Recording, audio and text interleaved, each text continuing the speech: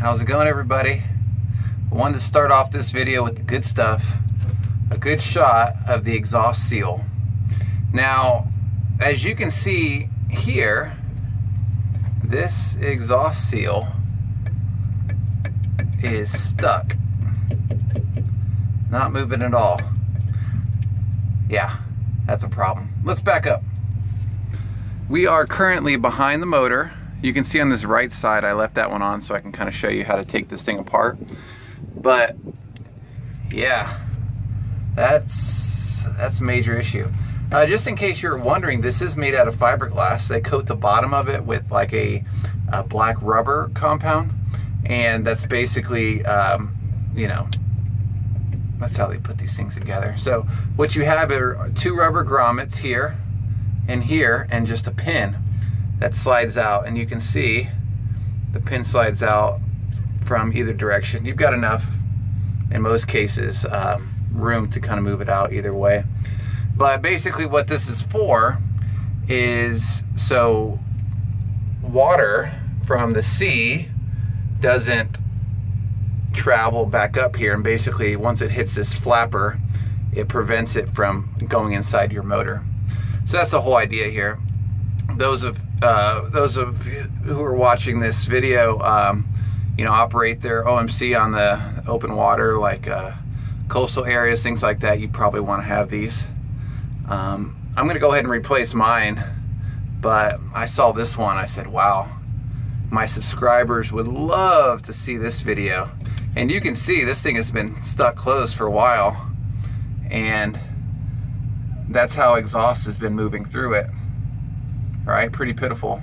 I assume that's probably like a 3-inch tube for your exhaust, and it's probably got reduced down to, I don't know, maybe what, 1.25 inches.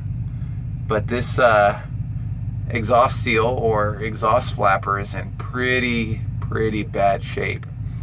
If you're noticing on your OMC that you have a really weird exhaust sound, maybe some major performance issues with your motor, this is something to consider. Does it take a little bit to get to? Yeah. Let me show you on the other side what you got to look forward to.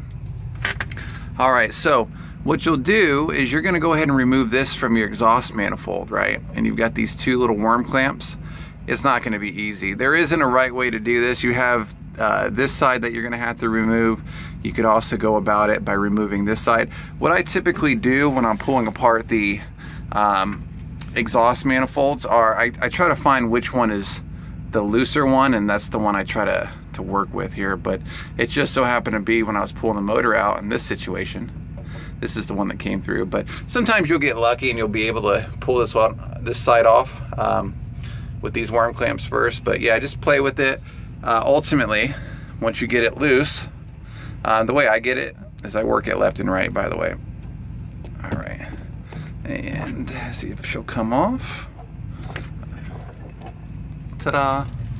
There you go. Let's look at this side. See if this one's functional. I'll bring my light over here for you all to see. Get that throttle cable out of the way. Woo! This one's pretty pitiful too. Look at that. See if I can get this shifter cable out of the way. All right. Take a look at this one. This one's functional. It is working, but you can see how it blew part of it out on that side. These are definitely original. There's no doubt about it. It's in pretty bad shape. But it's pretty easy. I know you all probably been watching this and said, how do you get this thing out? Not too hard. There's, like I said, there's a rubber grommet on both sides, and then this little pin will slide out. So I'm going to need 2 hands to do that. But just know that's how you work it out here. So I'll go ahead. I'm going to go ahead and remove both of them here, and I'll show you what you got to look forward to. Okay. So what I did here is I pushed this pin all the way down as far as it would go, and then I stuck a flathead in between the rubber grommet and the exhaust pipe, and I kind of just pried it up a little bit just like that. And let's see if that's enough to pull this thing out. Looks like it is. Now I've got the motor out in my situation here. You should be able to do this with your motor still in. Take a look at that, everybody. Woo! You think it got hot? I think it did. I want to say that got hot. It's pretty bad. Pretty bad shape. Just so you have an idea, the exhaust seal is about $26 if you need to get a replacement one. And then obviously, in some cases, if you lost your rubber grommet, one or two of them here, or if you lost your pin, you'll have to pay a little bit more for that. But the common problem here is just going to be the exhaust flapper or exhaust seal. All right, pretty bad. Anyway, let's move over on this one here. See if I can do this with one hand. All right, looks like we did. No? Let's give it another try here.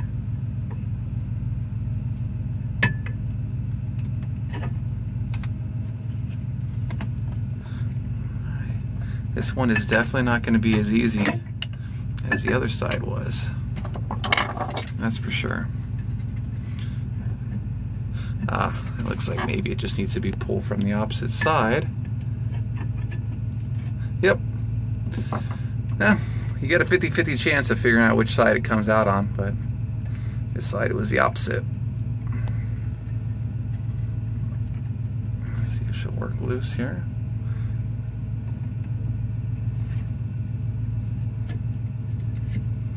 Rubber grommet's holding it in pretty tight.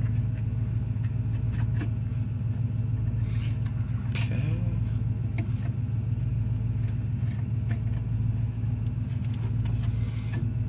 You can tell, I mean, look at my fingers here. This thing is nasty. Jeez. Hopefully you all don't have as much trouble as I do getting this thing out. I like the other one better, even though it was destroyed. It definitely came out a lot easier. Alright, with some patience, I finally got the other exhaust flapper, or exhaust seal out. And you can kind of see this is what it looks like when it's not completely disintegrated like this one here. But I'm telling you, if you're having some overall performance issues, maybe you're having some weird noises coming from your motor and it doesn't sound right, this is something to look for here. This is disgusting. These are pieces of fiberglass, like I said. I don't know if you all caught that, but a lot of the stuff is still reusable. The pin, you can still reuse the pin, and in most cases your rubber grommets should still be good. Just inspect them, make sure they're there. But like I said, 26 bucks for new flappers. Definitely install them. Should be able to install them while the motor's still in place. I have my motor out, so it's a little bit easier for me to do this. Alright, so as always, I hope you all loved the video. If you thought it was useful, leave some comments in the comments field. Let me know what you think. If you need any questions answered, also leave those questions in the comments field. Don't forget to subscribe, share the video, and as always, have a good one. Happy boating, everybody.